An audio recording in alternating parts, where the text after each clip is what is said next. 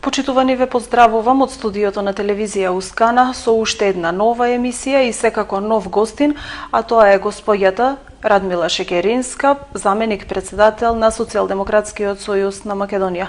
Господјо Шекеринска, добре дојдовте во студиото на телевизија Ускана. Ви благодарам на поканата. Добар ден.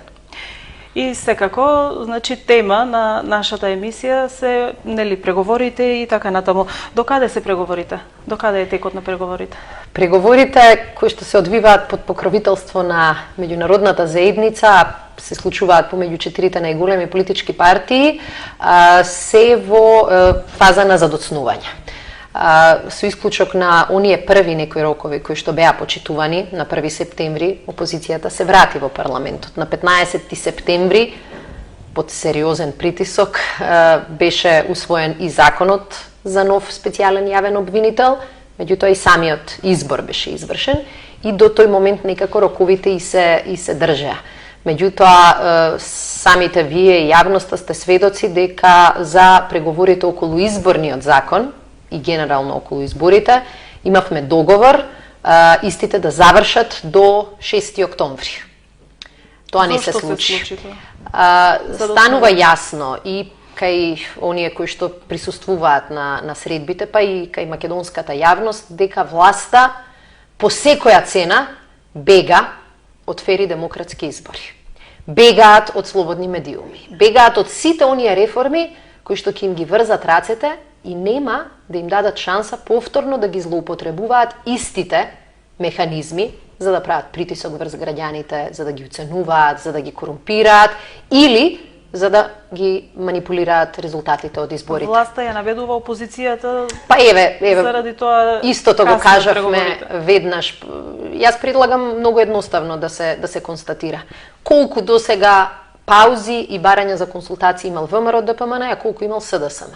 Јас ви кажувам дека од моментот кога почнавме да преговараме до денеска, ниту една пауза не се случила во изборите и ниту едно одложување немало на преговорите од денес за утре, од денес за вечер, по барање на опозицијата, по барање на СДСМ. Ова го тврдам одговорно и еве ја повикувам власта да ме демантира. Секој ден власта тера политика, купи ден помини. Денот да го поминеме, утре нова причина ќе најдеме за одоговлекување. Тоа беше видливо и кај специјалниот јавен обвинител, ама не им помина. Сега го повторуваат истото. И практично по 10 пати ги или менуваат ставовите, или бараат време за да изработат нов предлог. Вчерашниот ден помина, практично без да имаме директни преговори и се тоа по барање на ВМРО ДПМН за внатрешни консултации.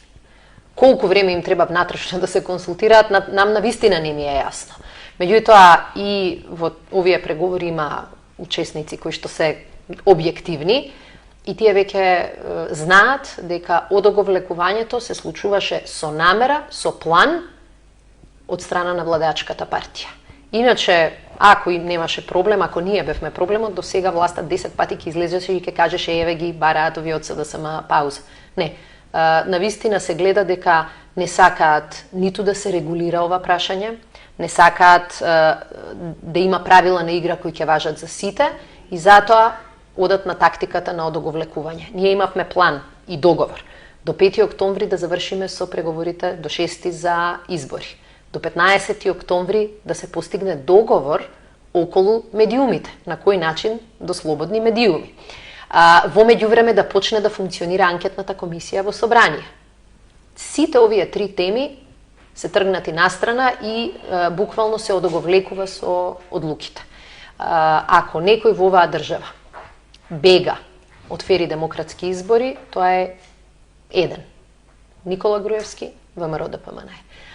Тие би сакале утре да имаме избори, ама тие да фалсификуваат лични карти, тие да ги уценуваат граѓаните на кој начин да гласаат, тие да користат буџетски средства за да ја финансираат својата кампања, тие би сакале она што го направија во 2014 да го репризираат.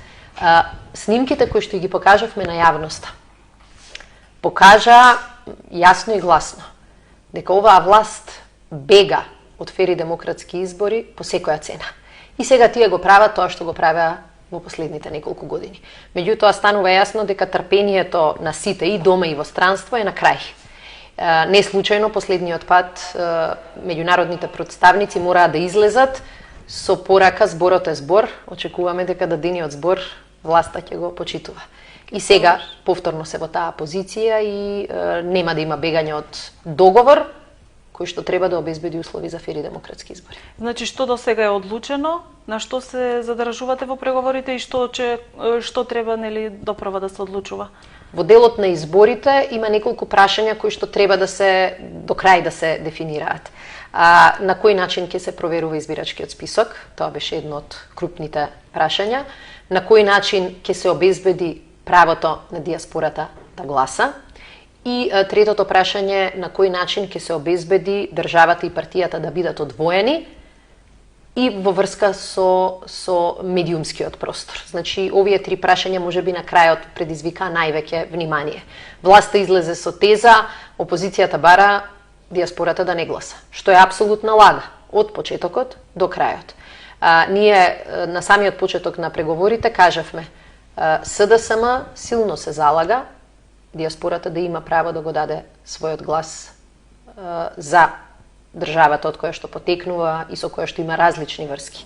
Меѓутоа, како што се бориме, граѓанинот од Скопје и граѓанинот од Кичево, горе-доле, гласот да им вреди исто. Тоа треба да се однесува и на начинците во диаспората. Гласот во Македонија и гласот надвор од границите на Македонија да вреди исто. Меѓутоа, ВМРО ДПМН е не сака, заради тоа што тие, видовме и од бомбите, тие се навикнати, кога ќе се обезбеди правото на диаспората да се гласа, тоа да им биде дадено само на луѓето кои што тие ги контактираат преку амбасадите, на нив да им се даде релативно лесно да го обезбедат своето право, а сите останати се шиканирани или активно попречувани да се регистрираат како гласачи. И затоа ни се случува со многу мал број, 100, 200, 500, 600 гласа да може да се одлучува за еден пратеник. Значи, диаспората треба да гласа, сите во оваа држава, вклучително и оние кои што се дел од нашата диаспора, треба да бидеме еднакви пред законот. И сметаме дека може да се најде решение ако се сака да се обезбедат фери демократски избори. Наместо да се лаже јавноста дека некој ја бришал диаспората. Тоа едноставно не е точно. Вие како партија како ја замислувате преодната влада? Во 2014 година, кога завршија изборите, излеговме и рековме ова е грабеж.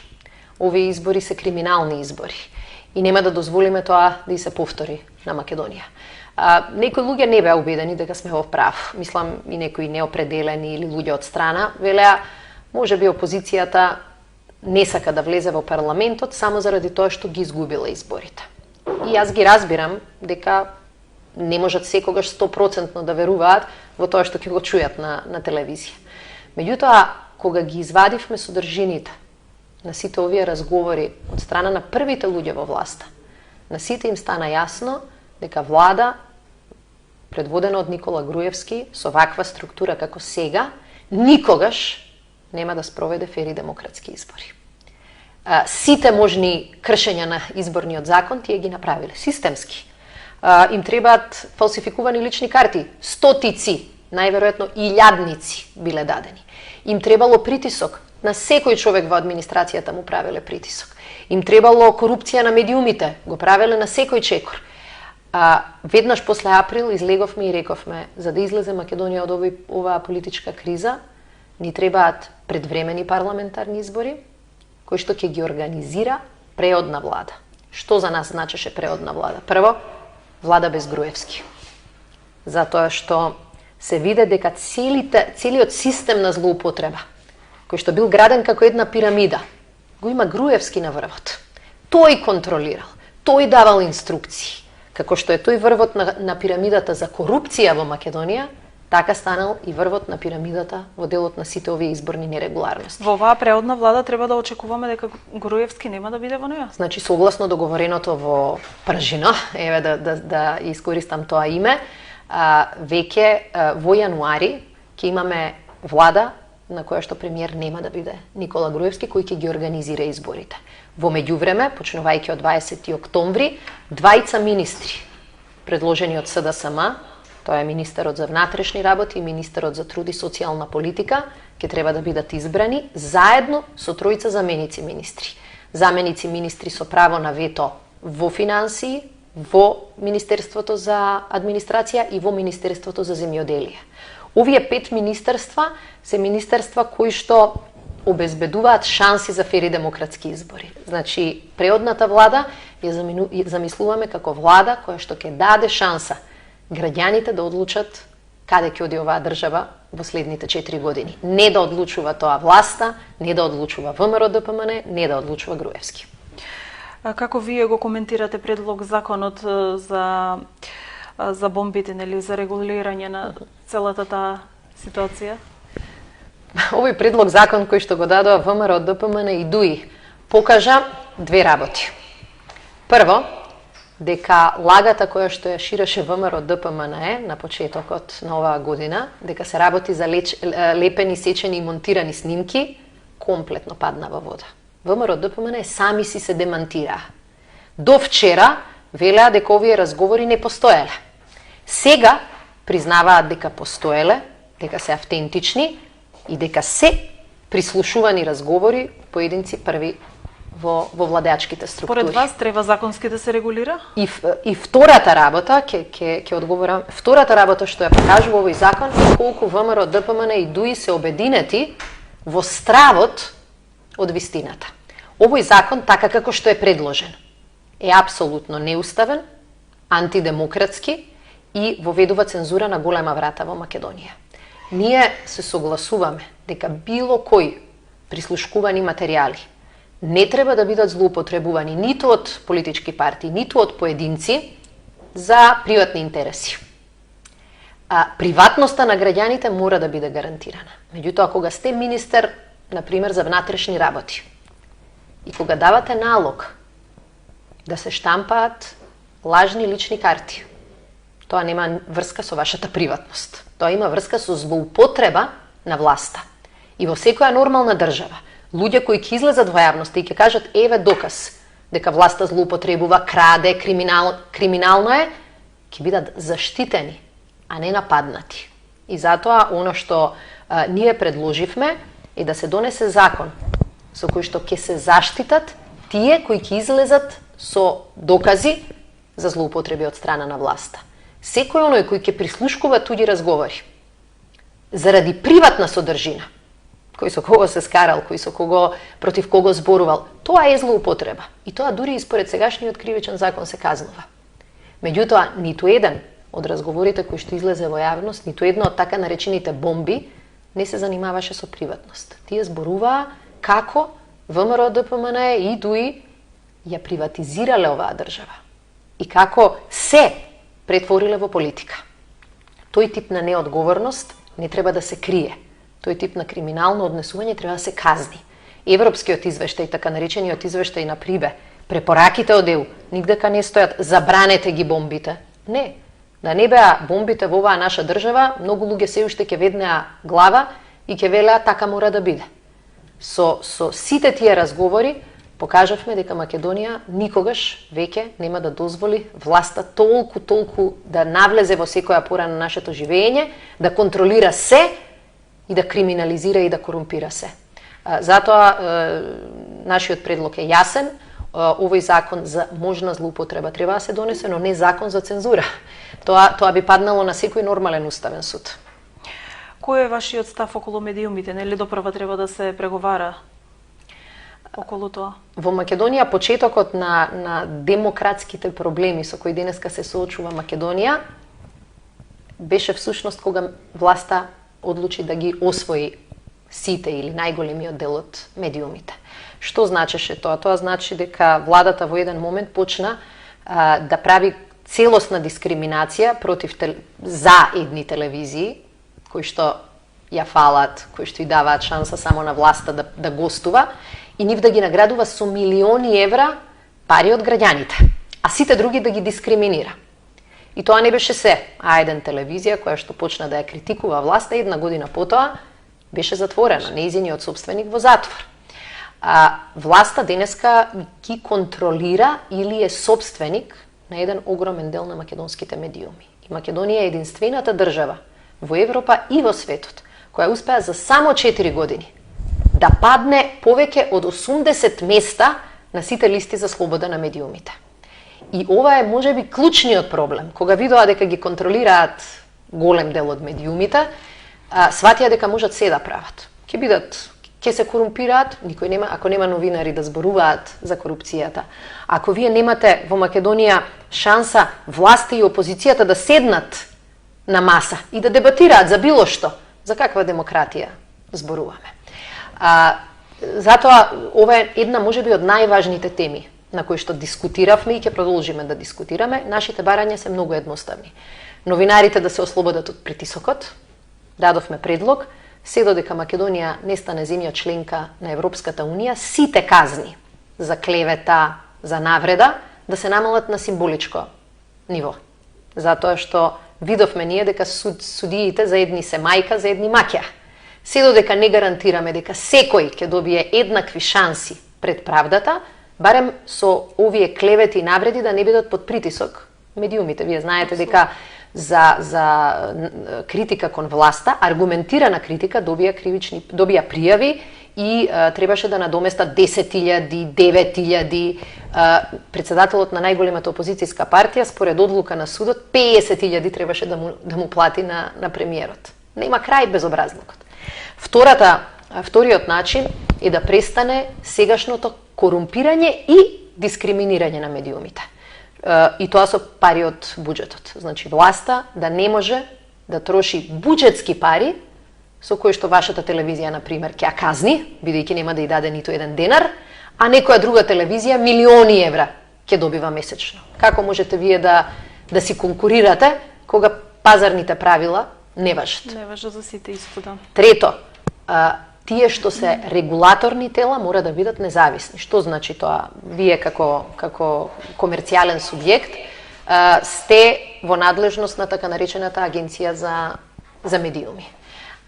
Според европскиот извештај, регулаторните тела во Македонија, како што и таа, функционираат строго партиски. И ние тоа го видовме и од извештаите и од бомбите.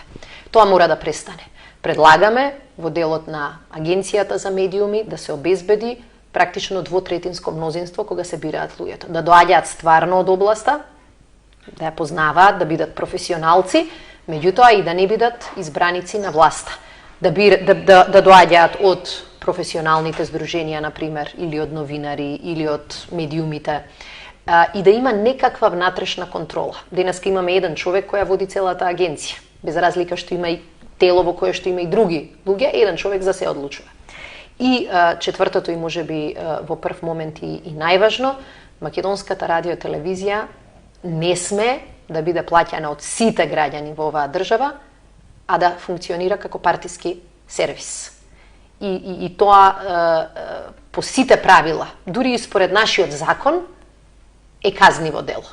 Меѓутоа, кај нас законите служат само за да се напишат, а потоа никој не ги спроведува. Така што сите овие 4 работи, има многу теми во делот на медиумите, меѓутоа сите овие 4 работи се клучни за да дадеме шанса новинарите да бидат, како велат, контрола на власта. Коректор на власта и да ги навистина да се борат за правата на граѓаните, да добиваат информации, да имаат пристап до информациите, да чујат различни мислења. И секако да го кажат своето мислење. И да го кажат без цензура, без филтер. 9 години ВМРО ДПМН е владе и 9 години премиерот бега од било какво јавно соочување. Ние во нашата програма за која што денеска ќе зборуваме и во Кичево и проектот за кој што го започнавме пред 10 дена, визијата за Македонија, велиме вака: идната власт во оваа држава ќе гарантира дека премиерот и министерот за финансии ќе треба да седнат со представници на опозицијата и експертите и да дебатираат за буџетот. Секој министер во владата ќе биде обврзан да учествува во дебати и на јавниот сектор, и на јавниот сервис, и на комерцијалните телевизии. Оној кој бега од дуели, оној кој бега од дебати, тој само ни кажува дека нема аргументи. И заради тоа, чекор по чекор, мора да ги менуваме состојбите.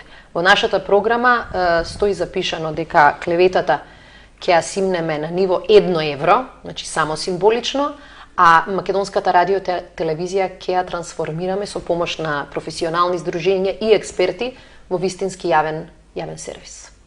Очекувате праведен исход од работата на специјалниот јавен обвинител?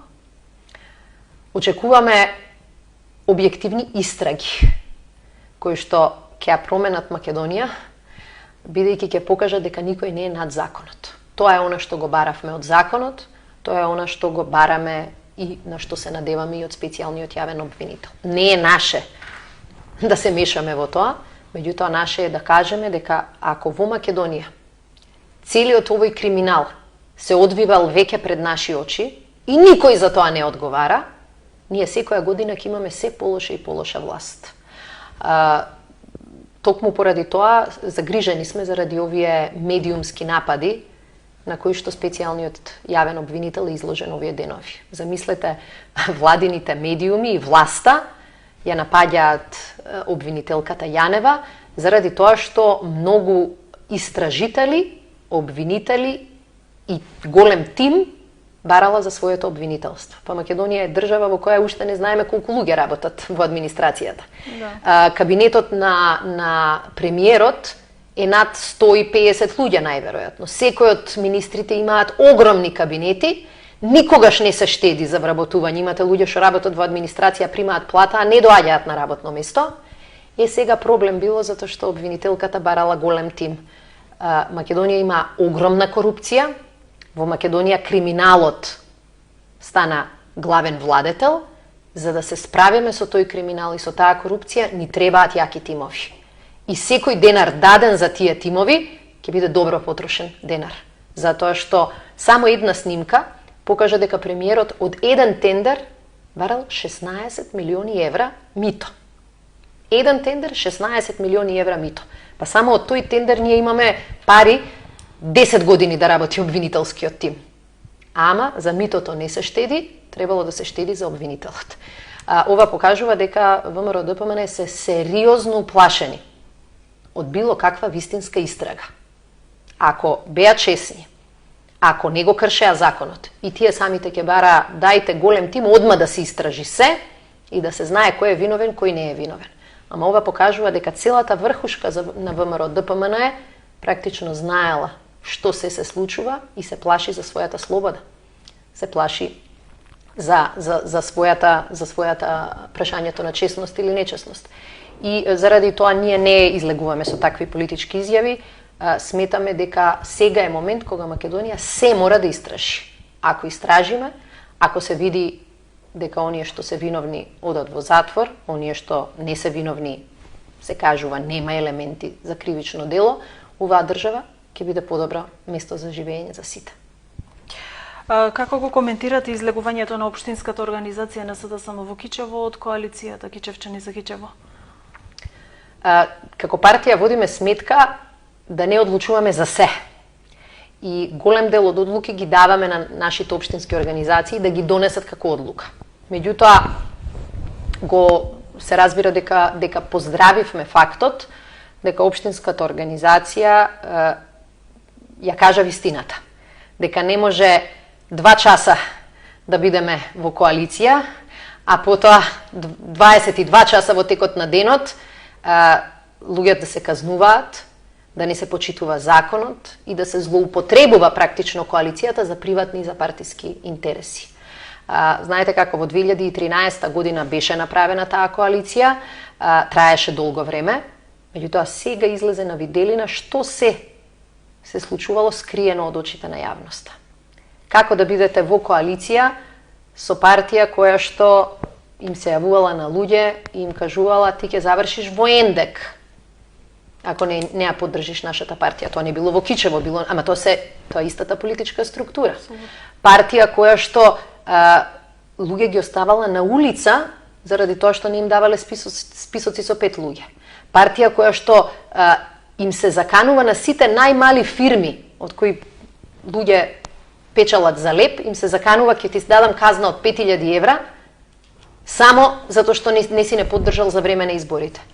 Практично ВМРО ДПМН со ваквото однесување, криминално, коруптивно, со притисоци, со закани, самиот се доведе во ситуација да вакви коалиции ништо не можат ни да значат. Оти како да коалицирате со луѓе кои го погазиле секое правило на човечко однесување. Уништија ВМРО ДПМН со бомбите се покажа, уништил илјадници семејства. Ги оставил на улица. Само заради партиска математика. Па не можеме сите ние да бидеме послушници за партиските интереси на една партија и на еден човек. 3 основни училишта во Кичево се уште немаат струја, нели, од почетокот на школската година. Што вие мислите за тоа? На што се доложи сето тоа? Ние често пати велиме дека владата собира многу пари, а никој не знае каде и зашто тие пари се трошат. Погледнете, Македонија е држава која што досега потроши негде околу 600 милиони евра за само еден проект, споменици и музеи. Македонија е држава која што на годишно ниво троши помеѓу 25 и 30 милиони евра за владини реклами. Македонија е држава во која милиони евра се трошат за подкуп на гласачите, за уцена на гласачите. И сега ќе речете, добро и ова, убаво е да се гради, дел од луѓето велат. Убаво и ова, ама на крај прашањето е како е возможно истата таа Македонија да е држава во која нема пари за струја во училишта. Има пари за фонтана, вчера во Скопје објавија дека еден од спомениците по трет пат се крши од фундаментите и се сели на друго место. Знаете како е дома. Еднаш ако рушиш зидови, па уште еднаш ако рушиш зидови, 3 пати истиот трошок. Се имаме пари 3 пати за истото да плаќаме, а немаме пари за струја во училиштата. Ако отидете и влезете во голем број на здравствени домови, пред неколку дена бев во Неготино. Здравствениот дом со предгодини предходно бил обновен, ама сега веќе нема лекар. И со години е така. Значи, мора да има логика во трошењето, но мора да има и отвореност во податоците. Денеска, ако го отворите буџетот, почна да се дебатира во собрание, ако го отворите, ќе видите многу бројки, многу страници, ама одговори на овие прашања нема. Од типот, како е возможно за едни да има пари, за други да нема пари. И според нас, една држава кога има многу пари, може и на луксус да троши. Ама кога немаш пари, мора да обезбедиш децата да ти имаат здравствена заштита, да можеш да ги вакцинираш. Кога ќе ги пратиш во училиште, да има грејење и струја. Да има наставници, да има безбедна зграда.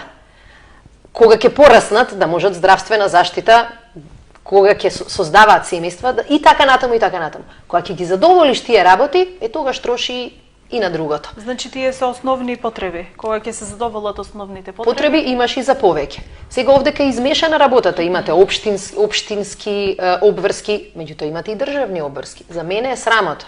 Денеска е 13 октомври, годината учебна е почната месец и половина, за оваа тема многу малку и се зборува. Јас, доаѓајќи на кај Кичево, предпоставував дека е решен проблемот, бидејќи за овој проблем не можете да чуете. Ова е проблем број 1. Им 21 век, децата ни одат без струја во училиште. Државата мора да научи да ги дава сите податоци во јавност. Во нашата платформа Визијата за Македонија, денеска ќе зборуваме за тоа, многу внимание посветивме на тоа власта дека мора да дава отчет, дека власта мора податоци да дава. И точно да се знае во буџетот зашто има пари, зашто нема пари. И да мораме, како министри, како пратеници, да излеземе во јавност и да кажеме да, за ова нема пари. Ама тоа е затоа што приоритетите ни се на друго место. За нас приоритетите се образование, здравство, социјална заштита, да преживееме како држава. И сметаме дека само на таков начин луѓето ќе ни остануваат во државата. Ако денеска детето ви оди во училиште, ќе почне ќе има ли грејење, нема да има грејење.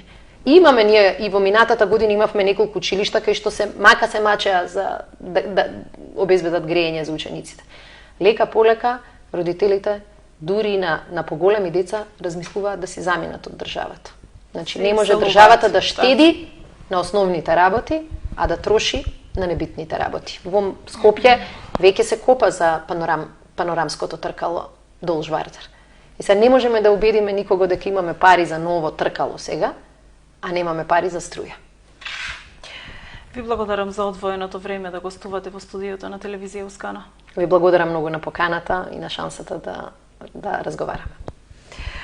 Почитувани, тоа беше Радмила Шекеринска, заменик председател на Социјалдемократскиот сојуз на Македонија. Ви благодарам за вниманието. Пријатно.